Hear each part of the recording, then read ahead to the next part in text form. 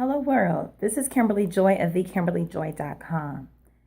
As we look at what's going on in the world around us today via television, internet, radio, there's a lot.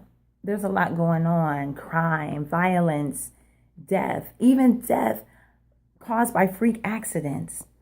And now we have a presidential election coming up. And I hear some people saying, okay, I'm going to vote for this person because of these reasons. I'm going to vote for the other person because of those reasons.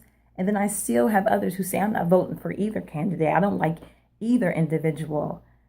And it causes us to just ask, what is going on in the world today? And what are we going to do about it? What is the answer? Well, I'll tell you what the answer is. The answer is prayer. Now, I know that some people may disagree with me. They may say, oh, that's a cliche, that's a cop-out. People, especially church people, always say, just pray. You need to act, you need to do something. Just praying, just talking is not enough. And I won't argue with you on that. I agree with you. We have to act. We have to do more than just sit back and talk and pray. Now, sometimes God will instruct us to just pray. But other times, he will have us do more than just pray. In fact, the word of God says faith without works is dead.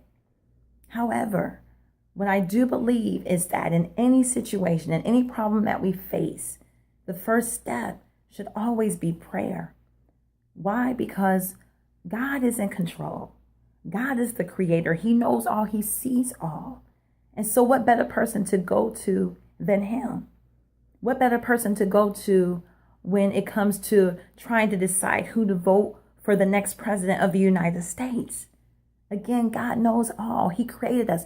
He knows each of us better than we know ourselves. And sometimes I find that we get to a place in our lives where we think we don't need to pray, or where we even think we don't need God because we're well educated and we have so many resources at our disposal and so much knowledge. But we can never acquire enough education. We could never be smart enough. A genius, that person's intelligence and wisdom can never compare to the wisdom of God.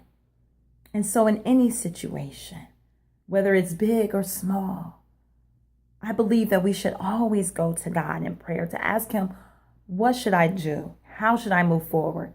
How should we move forward? What can we do to reduce the crime rate? What can we do to stop police brutality, to stop racial profiling, to help end racism? What can we do? God has the answers. God, again, knows all and sees all.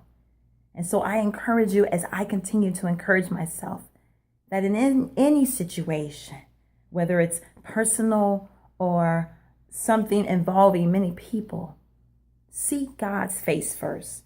Seek him for the answers. And when he gives you the answers, listen